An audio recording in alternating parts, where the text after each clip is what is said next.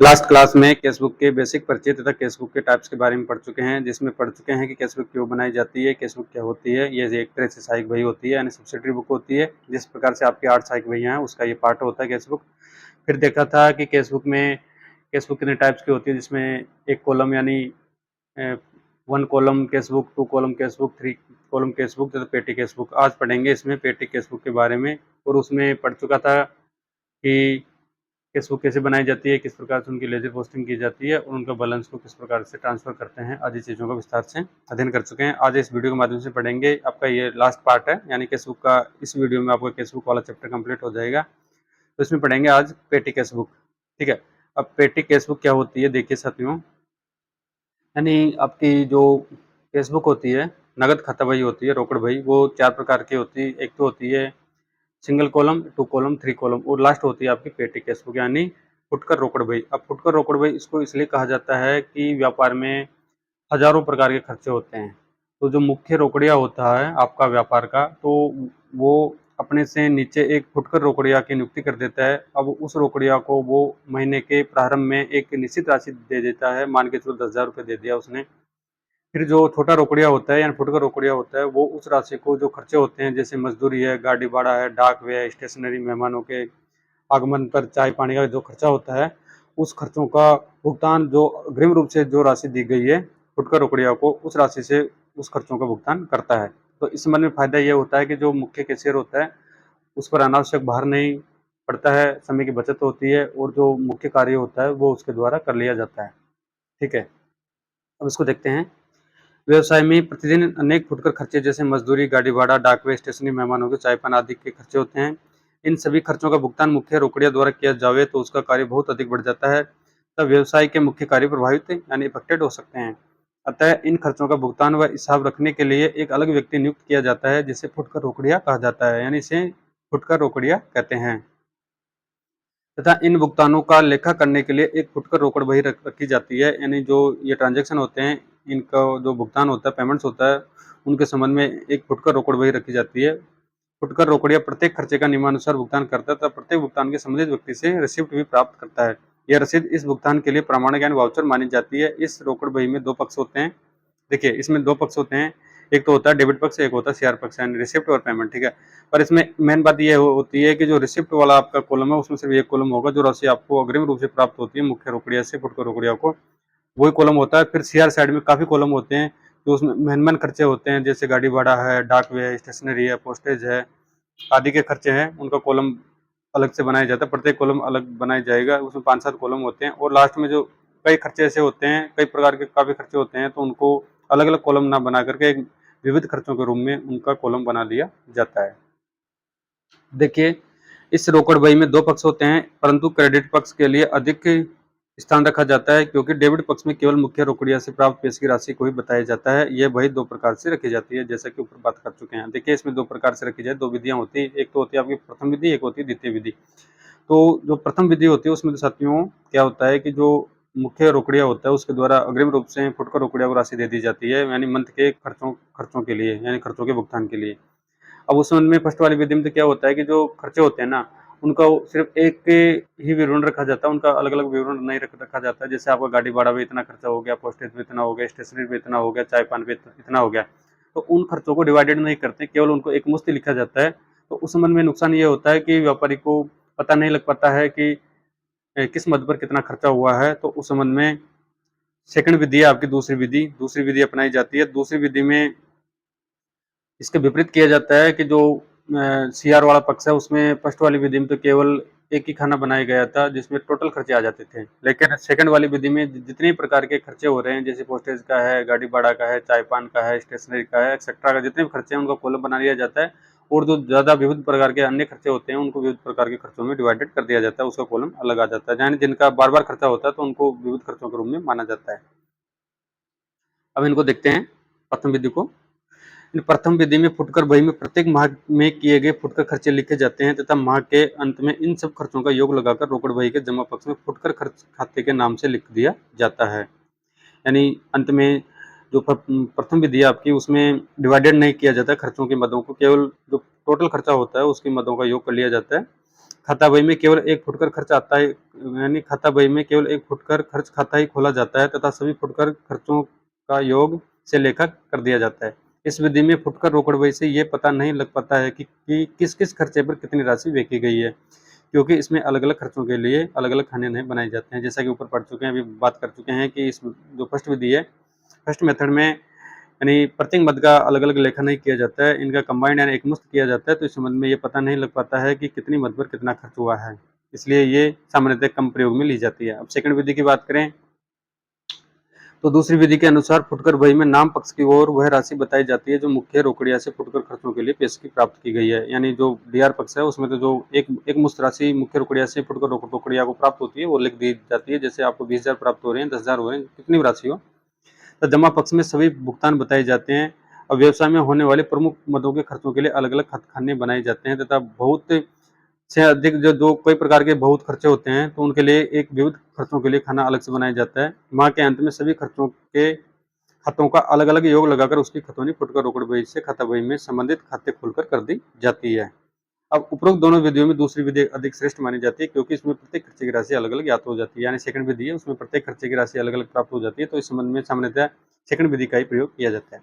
अब इसमें एक बात करते हैं फुटकर रोकड़ बही की पेश की प्रथा क्या होती है। देखिए, इम्प्रेस्ड सिस्टम ऑफ पेटी कैश बुक होता क्या है कि अगर इसको अग्रदाय पद्धति भी कहा जाता है हिंदी में, तो जो मुख्य आपका जो चीफ कैशियर होता है, मुख्य रोकड़िया होता है, वो अपने उसका व्यापार में अन्य कार्य भी होता है अन्य भइयों को करने के लिए, तो अनावश्यक भार बढ़ेगा तो उस संबंध में एक फुटकर रोकड़िया की नियुक्ति कर दी जाती है। तो फुटकर रोकड़िया को एक महीने के प्रारंभ में एक निश्चित राशि दे दी जाती है और फिर जो फुटकर रोकड़िया है उस राशि को जो व्यापार के खर्चे होते हैं उन खर्चों को उस राशि से खर्च कर देता है और अंत में वो योग लगा लेता है। जो राशि शेष रहती है वो अगले महीने में उस राशि को ट्रांसफर कर दिया जाता है। देखते हैं इसको। फुटकर रोकड़ बही की इस पद्धति के अंतर्गत फुटकर रोकड़िया को महीने के आरंभ में एक रकम जो महीने के फुटकर खर्चों के लिए पर्याप्त समझी जाए दे दी जाती है, यानी जितनी भी रकम की आवश्यकता हो वो दे दी जाती है। फुटकर रोकड़िया इस धनराशि में से महीने भर आवश्यक फुटकर खर्चों का भुगतान करता रहता है।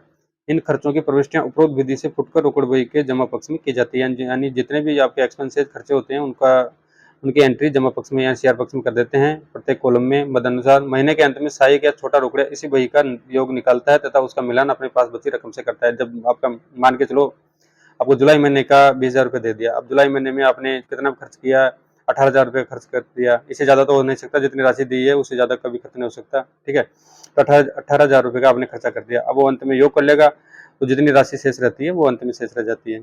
वह मुख्य रोकड़िया के पास अपने फुटकर रोकड़ बही को जांच के लिए प्रस्तुत करता है। मुख्य रोकड़िया जांच करने के बाद इस फुटकर रोकड़ बही पर अपने हस्ताक्षर करता है और जितने रुपए खर्च हो गए हैं उतने रुपए छोटे रोकड़िया को फिर दे देता है। इस प्रकार फुटकर रोकड़िया के पास उतनी रकम पेशगी हो जाती है जितनी की उसको महीने के आरंभ में दी गई थी। फुटकर रोकड़ बही की इस पद्धति को रोकड़ बही का अग्रदायी पद्धति यानी इम्प्रेस सिस्टम में अग्रदायी पद्धति से कहते हैं। तो देखिए क्या होता है, अब 20,000 रुपये दे दिया, 18,000 रुपये खर्च कर दिया, ठीक है, वो योग लगा लिया फुटकर रोकड़िया। अब उस समय उसकी जांच करवाने तो मुख्य रोकड़िया के पास जाता है, रजिस्टर की जांच करवाता है और मुख्य रोकड़िया उसको उसे सेटिस्फाइड होकर अपने इनिशियल कर देता है।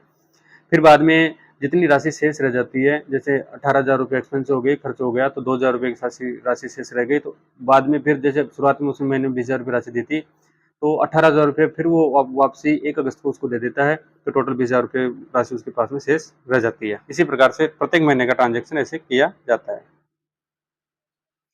अब एडवांटेज ऑफ मेंटेनिंग पेटी कैशबुक, यानी पेटी कैशबुक के यानी जो आपकी ये खुदरा रोकड़ बही होती है उसके कौन कौन से बेनिफिट्स होते हैं। एक तो होता है saving of time and efforts of chief cashier, यानी जो आपका मुख्य रोकड़िया होता है उसके समय की बचत तथा प्रयासों की बचत होती है। Effective control over cash disbursement, यानी इसमें इफेक्टिव कंट्रोल होता है कैश का जो डिसबर्समेंट किया जाता है, यानी कैश फुटकर रोकड़िया को दिया जाता है उसका अच्छी तरह से कंट्रोल हो जाता है। लास्ट है कन्वेंट रिकॉर्डिंग, यानी रिकॉर्डिंग आसानी से की जा सकती है। नेक्स्ट बात करें एग्जाम्पल के माध्यम से, अब इसको एग्जाम्पल से समझते हैं।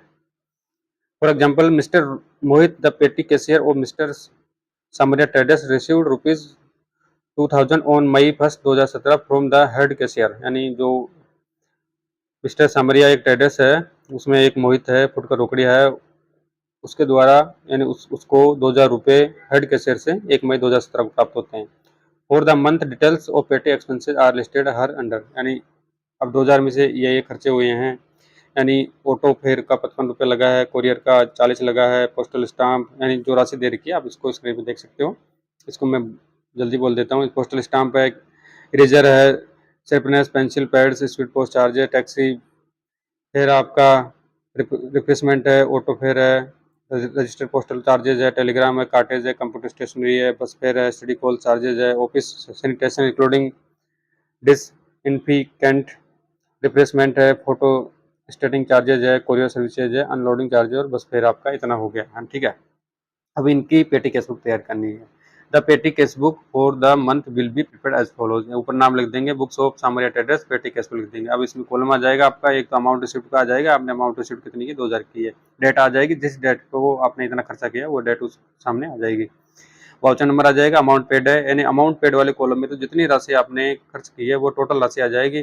फिर इनका विश्लेषण करेंगे, एनालिसिस और पेमेंट्स का, जिसमें किसके मद में कितना खर्च हुआ। तो पोस्टेज का है, टेलीफोन टेलीग्राम का है, कन्वेंस का है, स्टेशनरी का है और विविध खर्चे यानी मिसलेनियस एक्सपेंसेस इसमें आ जाएंगे। तो आप इसमें देख रहे हो स्क्रीन पर, तो कैश रिसीव्ड तो 2000 रुपया हो गया। अब इसमें जो खर्चा हो रहा है आपका ऑटो फेयर पे 55 रुपया किया, तो ठीक है, 55 रुपया टोटल आपका जो ये अमाउंट पेड वाली राशि उसमें लिख देंगे 55 रुपया। फिर इनको डिवाइडेड कर देंगे, मदवाइज कन्वेंस का आपका 55 रुपया हो गया। इस तरीके से कोरियर सर्विसेज का 40 आ गया, तो पोस्टेज में लिख देंगे। पोस्टल स्टाम्प आपको 105 है तो 105 पोस्टेज में लिख देंगे। इरेजर का 225 है तो स्टेशनरी वाले में लिख देंगे, यानी स्टेशनरी इरेजर रबर होता है, स्टेशनरी का पार्ट होता है तो उसमें लिख देंगे। स्पीड पोस्ट चार्जेज आपके पोस्टेज में आ जाएगा। इस तरीके से जितने भी चार्जेज हो रहे हैं वो मदवाइज इसमें आ जाएंगे, जैसा कि आप स्क्रीन पर देख रहे हैं। आप स्क्रीन पर इसको देख सकते हो, यानी जितना भी खर्चा हो रहा है, जैसे मान के चलो बस फेयर का है 15 रुपया है तो 15 रुपया जो आपका किराया है कन्वेंस का उसमें आ जाएगा। अनलोडिंग चार्जेज आपको 40 हो रहा है तो इसमें पोस्ट अनलोडिंग चार्जेज का है तो इसमें 40 रुपया आपका विविध खर्चों में आ जाएगा। कोरियर सर्विसेज का 40 है तो इस पोस्टेज में आ जाएगा। फोटो सेटिंग चार्जेज आपका 47 है, रिप्लेसमेंट 45 है। जितनी भी राशि है वो इसमें आ जाएगी कॉलम वाइज, और जो कॉलम में शामिल नहीं है उसको विविध खर्चों के रूप में दर्शा देंगे। फिर इनका लेखा करने के पश्चात में माह के अंत में जो फुटकर रोकड़िया होता है उसके द्वारा उसका योग किया जाता है, तो मदवार योग कर लेंगे। पोस्टेज पर आपका 325 खर्च हुआ है, टेलीफोन टेलीग्राम पर 121 खर्च हुआ है, कन्वेंस पर आपका 349 हुआ है, स्टेशनरी पर आपका 390 खर्च हुआ है और विविध खर्चे आपके 302 है। इनका टोटल करेंगे तो 1487 रुपये आपने खर्च कर दिया 2000 में से। अब आपका बैलेंस शीट आ जाएगा, बैलेंस शीट आपको 513 रह गया। ठीक है, तो जब आप शुरुआत करेंगे नेक्स्ट मंथ की, मई का है तो 1 जून से करेंगे, तो आपका बैलेंस से बीडी तो 513 आ जाएगा। ठीक है, और जो फिर राशि कितनी रहेगी 1487, यानी 2000 को बराबर करने के लिए हो सकता है इससे ज्यादा भी राशि दे सकता है कैशियर ये जरूरी नहीं है मुख्य कैशियर द्वारा 2000 हर महीने दी जाए। जैसे व्यापार का खर्चा घटता है बढ़ता है उस हिसाब से लेखा किया जाता है। ठीक है, तो इसमें 513 बैलेंसिंग फिगर आ गया।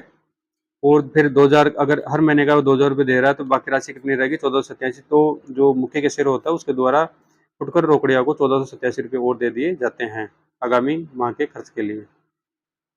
अब इसकी एंट्री देखते हैं, एंट्री कैसे होगी। जनरल में अगर इसकी एंट्री करेंगे तो आपके अगर पेटी केसबुक में मुख्य रोकड़िया से पैसा प्राप्त हो रहा है तो एंट्री हो जाएगी petty cash account debit to cash, यानी पेड कर रहा है मुख्य रोकड़िया फुटकर रोकड़िया को, तो एंट्री हो जाएगी petty cash account debit to cash account 2000 से। अब इसमें जो खर्चे हो रहे हैं खर्चों को डेबिट करते हैं तो postage account debit, telephone and telegram account debit, conveyance account debit, station account debit और विविध खर्चे अकाउंट को डेबिट कर देंगे, टू पेटी कैश बुक कर देंगे। ठीक है, टू पेटी कैश अकाउंट जितना खर्च हुआ उसमें लिख देंगे, 1487 आपका खर्च हो गया। ठीक है, फिर बाद में दोबारा आपका मंथ कंप्लीट हो गया, महीने के अंत में शेष निकाला जाता है। अब शेष में से जितनी राशि खर्च हो गई वो राशि आ जाती है, और जो बाकी राशि रहती है अब उसको अगले महीने जो महीने का खर्चा होता है फिर मुख्य रोकड़िया द्वारा फुटकर रोकड़िया को खर्चा दे दिया जाता है। अब 2000 का अगर हर महीने का 2000 ही खर्च करता है, 513 इसमें राशि शेष रही थी तो 1487 रुपया मुख्य रोकड़िया द्वारा फुटकर रोकड़िया को और दे दी जाती है। फिर आगामी जून मंथ का वो खर्चा उसमें से कर देगा। अब इसमें पेटी केस अकाउंट बनाते हैं, यानी लेजर में उनकी पोस्टिंग कर रहे हैं, तो आपको पता है लेजर पोस्टिंग कैसे करते हैं। तो यहाँ पे फर्स्ट बात करते हैं, एक को बता देता हूँ मैं आपको, फिर आप उसको स्क्रीन पे उसको देख लेना, ये आपको पीडीएफ मिल जाएगी। तो पेटी केस अकाउंट बना रहे हैं, इसमें लेजर में पोस्टिंग कर रहे हैं पेटी केस अकाउंट की।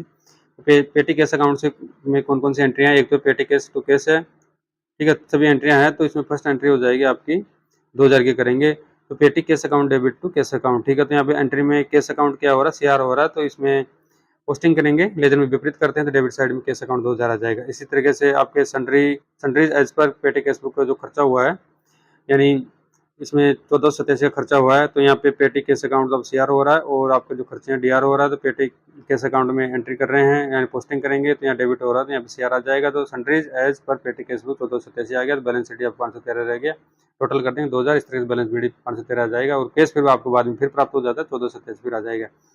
इसी तरीके से पोस्टेज अकाउंट की हो जाएगी, पोस्टेज अकाउंट आपका डेबिट हो रहा है, ठीक है, यानी आप पोस्टेज अकाउंट की क्या कर रहे हैं यहाँ पे तो नहीं कर रहे हैं, ठीक है। तो पोस्टेज अकाउंट आपके एंट्री में क्या हो रहा है, डेबिट हो रहा है।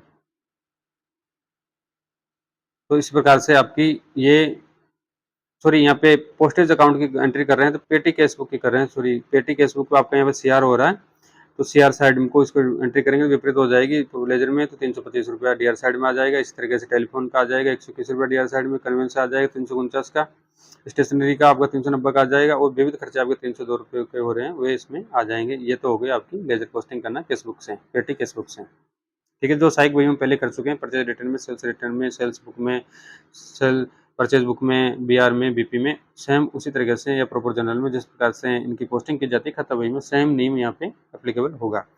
अब इसमें साथियों एक एंट्री है यानी बैंक से संबंधित एंट्रियाँ हैं। बैंक में आप पैसा जमा कराते हैं, विड्रॉल करते हैं या किसी अन्य पक्षकार को सीधे भुगतान करते हैं या आपका चेक अनादरित डिसऑनर्ड हो जाता है, उस समय में किस प्रकार से एंट्रियाँ की जाती है वो देखते हैं। अगर आप बैंक में रुपये जमा कराते हैं तो उसमें एंट्री हो जाएगी bank account debit to cash account, यानी कि बैंक पाने वाला है आप कैश जमा करा रहे हैं तो कैश आ जाएगा bank account debit to cash account. और किसी देनदार द्वारा बैंक में सीधे नगद चेक या ड्रॉप जमा कराने पर, यानी आपका कोई डेटर से आपने उधार माल बेचा, ठीक है, या लोन दिया, जो भी स्थिति हो, तो उस संबंध में अगर वो सीधे ही बैंक में नगद चेक या ड्रॉप जमा कराता है तो उस संबंध में एंट्री हो जाएगी bank account debit to debtors account में, डेटर्स में जिस व्यक्ति का नाम आ जाएगा जिसने पैसा दिया है। नेक्स्ट बात करें, देनदारों से प्राप्त चेक या ड्रॉफ्ट को बाद में किसी तिथि को बैंक में जमा कराने पर, यानी जो आपके डेटर्स है उनसे आपको कोई चेक प्राप्त हुआ है, डीडी प्राप्त हुई है, अगर उसको सेम डेट को आप जमा नहीं कराते हैं, बाद में किसी तिथि को जमा कराते हैं तो उस संबंध में एंट्री हो जाएगी bank account debit to cash account. Next बात करें, कार्यालय हेतु बैंक से रुपया निकालने पर, बैंक से रुपया निकालेंगे तो पैसा प्राप्त हो रहा है तो cash account debit to bank account हो जाएगा। लेनदारों को चेक से आप भुगतान कर रहे हैं, अपने जो लेनदार है व्यापार के उसको भुगतान करेंगे तो creditors account debit to bank account, cheque से कर रहे हैं तो बैंक आ जाएगा, कैश करें तो कैश आ जाएगा। खर्चों का चेक से भुगतान कर रहे हैं तो expenses account debit to bank account आ जाएगा। बैंक में जमा कराए गए चेक के अनादृत या अप्रतिष्ठित होने पर यानी डिसऑनर हो गया, ठीक है, तो इस संबंध में एंट्री हो जाएगी debtors account debit to bank account, क्या हो जाएगी debtors account debit to bank account हो जाएगी, चेक आपका डिसऑनर हो गया। नेक्स्ट एंट्री की बात करें, बैंक द्वारा ब्याज की राशि जमा करने पर देखिए आपका जो करंट अकाउंट होता है, आपका जो सेविंग अकाउंट होता है, जो भी अकाउंट हो उसमें करंट अकाउंट में कोई ब्याज नहीं दिया जाता। सेविंग अकाउंट और आपका आवर्ती जमा खाता होता है, फिक्स अकाउंट होता है, उनमें बैंक द्वारा ब्याज दिया जाता है निश्चित दर से। अगर बैंक द्वारा कोई ब्याज की राशि जमा कर रही है आपके खाते में तो एंट्री हो जाएगी bank account debit to interest account, क्या हो जाएगी बैंक द्वारा ब्याज की राशि जमा करने पर bank account debit to interest account.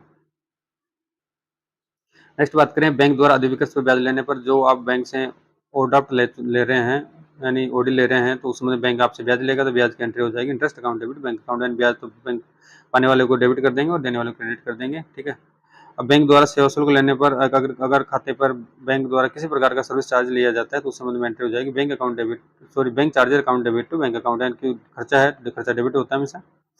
Next बात करें, चालू खाते से आपका जो करंट अकाउंट है यानी चालू खाते से स्थायी जमा खाते में राशि जमा कराने पर, यानी ट्रांसफर कर रहे हैं आपका जो करंट अकाउंट है उससे आप जमा खाते में राशि को ट्रांसफर कर रहे हैं तो एंट्री हो जाएगी आपकी fix deposit account debit to bank account, क्योंकि स्थायी जमा खाते में कर रहे हैं तो पाने वाला फिक्स डिपॉजिट अकाउंट हो गया, तो fixed deposit account debit to bank account जो राशि इसमें आ जाएगी। नेक्स्ट बात करें, स्थायी जमा खाते की अवधि समाप्त होने पर ब्याज सहित राशि चालू खाते में जमा कराने पर, मान के चला आपका जो स्थायी खाता है उसकी अवधि समाप्त हो गई यानी मैच्योरिटी हो गई तो ब्याज सहित उस राशि को आप जो मूलधन है प्लस ब्याज है उस राशि को चालू खाते में ट्रांसफर करेंगे तो उस समय में एंट्री हो जाएगी आपकी bank account debit to fix deposit account debit to interest account, यानी बैंक में आपका टोटल मान के चलो 5,000 रुपया आ गया, फिक्स डिपॉजिट आपकी 4,000 की है यानी स्थायी जमा आपका 4,000 का 4,000 राशि सीआर में आ जाएगी और सीआर में जो आपका ब्याज उस पर अगर आपने 1,000 रुपये कमाया है बैंक द्वारा ब्याज दिया गया है तो 1,000 रुपये टू इंटरेस्ट हो जाएगी, यानी तो एंट्री हो जाएगी bank account debit to fix deposit account to interest account. Next बात करें, बैंक से ऋण लेने पर अगर व्यापारी द्वारा कोई बैंक से ऋण लिया जाता है तो ऋण लेने की एंट्री हो जाएगी bank account debit to bank loan account, यानी बैंक अकाउंट तो पाने वाला हो गया और जो टू बैंक लोन है वो देने वाला है, तो इस तरीके से टू बैंक लोन एक तरह से लाइबिलिटीज होगी, लाइबिलिटीज हमेशा शेयर साइड में आती है, टू बैंक लोन अकाउंट हो जाएगा जितनी राशि का आपने लोन लिया है। नेक्स्ट बात करें, बैंक ऋण का भुगतान करने पर आपने जो लोन लिया उसका आप अगर उसका भुगतान करते हैं तो एंट्री हो जाएगी, इसका विपरीत हो जाएगी। Bank loan account debit to bank account क्या हो जाएगी, bank loan account debit to bank account. ये तो हो गई आपकी बैंक से संबंधित एंट्रियाँ। तो साथियों, आपका ये यूनिट है केसबुक वाला, वो 2 वीडियो हम कंप्लीट कर चुके हैं। पार्ट फर्स्ट में पढ़ा था केसबुक क्या होती है, उसका मीनिंग क्या होता है, इसका यूज क्यों किया जाता है और इसके टाइप्स कौन कौन से होते हैं, वो विस्तार से पढ़ चुके हैं। और सेकंड वीडियो यानी इस वीडियो में पार्ट बी के रूप में पेटिक केसबुक के बारे में विस्तार से पढ़ चुके हैं, यानी अग्रदाय पद्धति क्या होती है, इंप्रेस सिस्टम क्या होता है, वो विस्तार से पढ़ चुके हैं। मुख्य रोकड़िया क्या होता है, फुटकर रोकड़िया क्या होता है और बैंक से संबंधित लेन देन में किस प्रकार से एंट्री करते हैं। तो आपका ये केसबुक कंप्लीट हो चुका है। धन्यवाद।